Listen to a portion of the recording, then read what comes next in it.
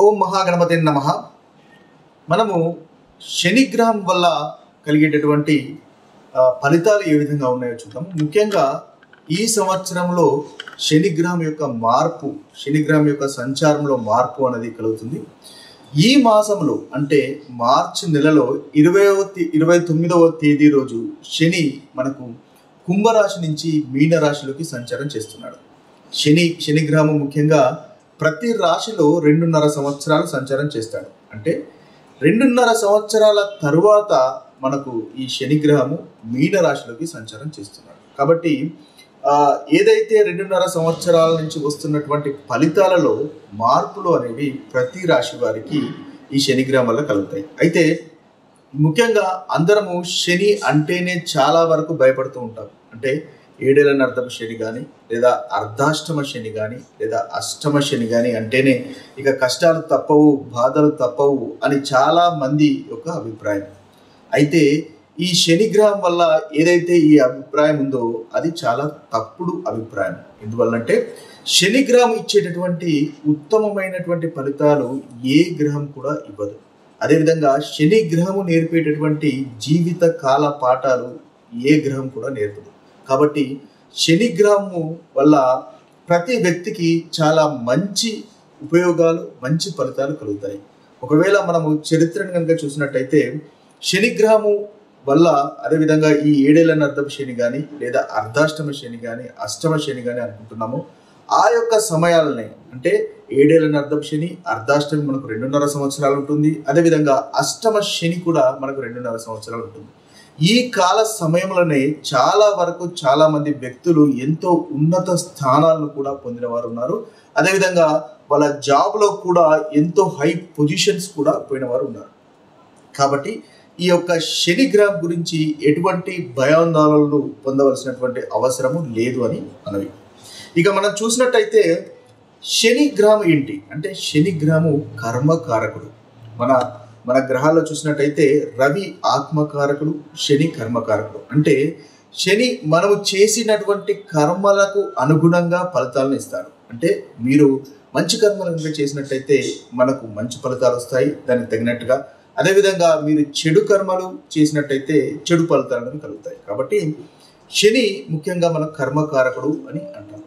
అదేవిధంగా మనకు భచక్రములు అంటే సహజ సిద్ధమైనటువంటి మనకు చక్రంలో మేషరాశి నుంచి కనుక చూసినట్టయితే శని మనకి దశమాధిపతి, అదేవిధంగా లాభాధిపతి. అంటే కర్మకారకుడు, అదేవిధంగా లాభకారకుడు కూడా. కాబట్టి మనకు ధనము బాగా రావాలి అంటే తప్పకుండా శనిగ్రహం యొక్క అనుగ్రహం అనేది తప్పకుండా కావాలి. అప్పుడే మీకు ధనము అనేది వస్తుంది. ఇక మనము న్యూమరాలజీ ప్రకారంగా కూడా చూసినట్టయితే శనికి 8వ నంబర్ ఇస్తాము. అంటే మనకు శని 8వ నంబరు అనేది ధనానికి ముఖ్యంగా మూలకారణం. మనకు ధనము రావాలి అంటే తప్పకుండా మనకు శని అనుగ్రహం అనేది ఉండాలి. ఇక మనం జాతకంలో కూడా చూసినప్పుడు మనకు అన్ని రకాలైనటువంటి మనకు ఫలితాలు వస్తుంటాయి. అంటే గృహము నిర్మించుకోవడము, లేదా వివాహం కావడము, ధనలాభాలు, ఇవన్నీ కూడా మనకు జరుగుతున్నప్పుడు ఈ శనిగ్రహం యొక్క సంచారం వల్లనే, ఆయా గ్రహాలకు శనిగ్రహం యొక్క సంచారం కలిగినప్పుడు మాత్రమే ఈ ఫలితాలు అనేవి వస్తుంటాయి. ఎందువల్లంటే శనిగ్రహము జాతకంలో మనకు కలగాల్సినటువంటి ఫలితాలను ఎగ్జిక్యూట్ చేస్తూ ఉంటాడు. మనము నాడీ జ్యోతిష్యం కనుక చూసుకున్నట్టయితే ఏదైతే మనము డిజర్వ్ చేస్తామో, ఏదైతే మనకు రావాలో అది శనిగ్రహం యొక్క మనకు ఆయన యొక్క సంచారం వల్లనే మనకు కలుగుతాయి. ఒకవేళ శుక్రుని కనుక శనిగ్రహం కనుక సంచారం వచ్చినట్టయితే మీరు సంతానం కోరుకున్నట్టయితే సంతానము, అదేవిధంగా ధనలాభము, గృహయోగము, వాహన సౌఖ్యము లాంటివన్నీ ఇస్తూ ఉంటాడు. అదేవిధంగా ఇలా శని ఒక్కొక్క గ్రహానికి సంబంధించినటువంటి సంచారాలు చేస్తున్నప్పుడు మీకు రావాల్సినటువంటి ఫలితాలను మనకు శనిగ్రహము అందజేస్తూ ఉంటాడు. అయితే ఈ శనిగ్రహం వల్ల ఏదైతే ఫలితాలు వస్తాయో ఆ ఫలితాలు అనేవి లాంగ్ టర్మ్ వరకు ఉంటాయి. అంటే మనకు మంచి జరిగినా చాలా లాంగ్ టర్మ్ వరకు జరుగుతుంది. అదేవిధంగా ఇబ్బందికరమైనటువంటి ఫలితాలు కనుక వస్తున్నా కూడా అది లాంగ్ టర్మ్ వరకు ఉంటుంది. ఎందువల్లంటే శని చాలా నెమ్మదస్తుడు, మందగ్రహము. ఒక రాశిలో 2.5 సంవత్సరాలు సంచారం చేస్తాడు. కాబట్టి ఏ ఫలితాలైనా కూడా మనకు చాలా నెమ్మదిగా వచ్చేటటువంటి అవకాశాలు అధికంగా ఉంటాయి. కాబట్టి ఇవి అందువల్లనే మనకు ఎక్కువగా ఈ కష్టాలు వచ్చినట్టయితే చాలా వరకు కష్టాలు వచ్చాయి అనేటటువంటి అనుభవం, బాధ అనేది వస్తుంది. అయితే మనకు ఈ గ్రహాలలో 2 రకాల గ్రహాలు ముఖ్యంగా మనకు నాలెడ్జ్ని ఇస్తూ ఉంటాయి. దానిలో ముఖ్యంగా గురుగ్రహము మనకు జ్ఞానాన్ని ఇస్తూ ఉంటాడు. గురువు ఆయన పేరులోనే ఆయనకు గురుగ్రహం అనేది ఉంది కాబట్టి గురువు మనకు జ్ఞానాన్ని ఇస్తాడు. అయితే ఈ గ్రహం వల్ల కలిగే జ్ఞానము పుస్తకాల వల్ల కలుగుతుంది. అంటే మనకు థియరిటికల్ నాలెడ్జ్ వల్ల మనకు జ్ఞానం కలుగుతుంది.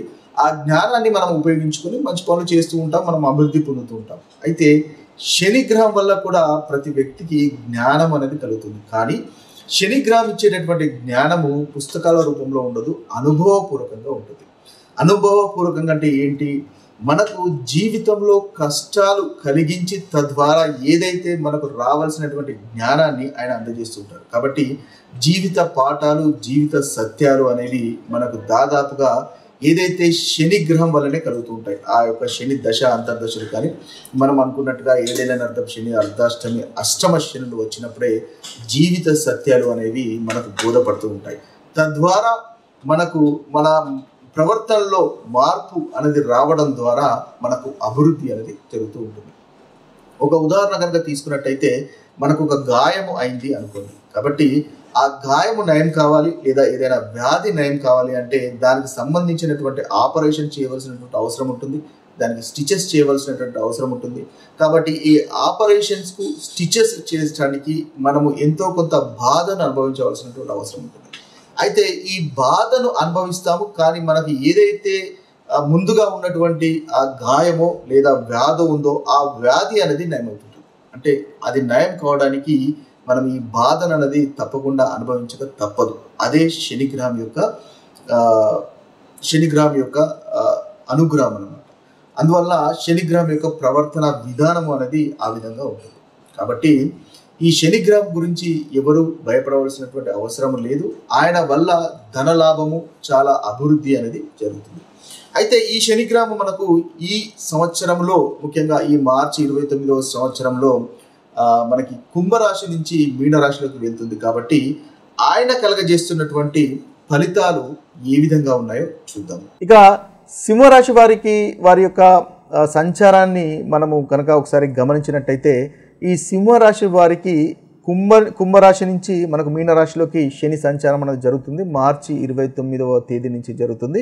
అయితే ఇప్పుడు శని వీరికి అష్టమ స్థానంలోకి సంచారం అనేది జరుగుతుంది. అయితే కాస్త శని యొక్క సంచారము ప్రతికూలంగానే ఉంటుంది అని చెప్పవచ్చు. కాకపోతే వీరికి అంతగా ఇబ్బంది అయితే కలిగించదు. ముఖ్యంగా మనం తీసుకోవాల్సినటువంటి జాగ్రత్తలు ఏంటంటే ఉద్యోగ విషయంలో శని కర్మకారకుడు కాబట్టి ఉద్యోగ విషయంలో కాస్త కష్టంగా ఉండేటటువంటి అవకాశాలు కనిపిస్తున్నాయి. అయితే ఉద్యోగ విషయంలో మీరు క్రమశిక్షణతో ఉండి మీ నైపుణ్యాలను గనక మెరుగుపరుచుకున్నట్టయితే ఈ 2.5 సంవత్సరాలు ఉద్యోగంలో కూడా మీకు ఎలాంటి ఇబ్బందులు ఉండవు. ముఖ్యంగా డబ్బు సమయానికి అందకపోయేటటువంటి అవకాశాలు కనిపిస్తున్నాయి. కాబట్టి మీరు ఏదైతే సేవింగ్స్ అనేవి ఉంటాయో ఆ సేవింగ్స్ని ముందుగానే పెంపొందించుకోవడం వల్ల మంచి ఫలితాలు కలుగుతాయి. సేవింగ్స్ని పక్కన పెట్టుకోండి. ఏదైతే ఇబ్బందికరమైనటువంటి పరిస్థితులు కలిగినప్పుడు వాటిని ఉపయోగించుకోవడానికి వీలుంటుంది. కాబట్టి ముందుగానే సేవింగ్స్ని పక్కన పెట్టుకోవడం అనేది మీకు చెప్పదగినటువంటి సూచన. అదేవిధంగా దాంపత్య జీవితంలో కూడా కాస్త మనస్పర్ధలు ఉండే అవకాశాలు కనిపిస్తున్నాయి. కాబట్టి ఏదైతే గొడవలు, చిన్న చిన్న గొడవలు, సమస్యలు ఉంటాయో వాటిని అవాయిడ్ చేసే ప్రయత్నం చేయండి. దంపతుల మధ్య ప్రేమ అనురాగాలు పెంపొందించుకోవడానికి మీ వంతు ప్రయత్నాలు చేయండి. ఆ విధంలో ఫోకస్ చేయడం వల్ల ఏదైతే ఇబ్బందులు కలిగే అవకాశాలు ఉన్నాయో ఆ ఇబ్బందులని మీ యొక్క దంపతులు కలిసి ఎదుర్కొనేటటువంటి అవకాశాలు మనకు అధికంగా ఉంటాయి. అయితే మీరు చేస్తున్నటువంటి వ్యాపారంలో కూడా ఆచితూచి అడుగులు వేయండి, తద్వారా మంచి ఫలితాలు పొందుతారు.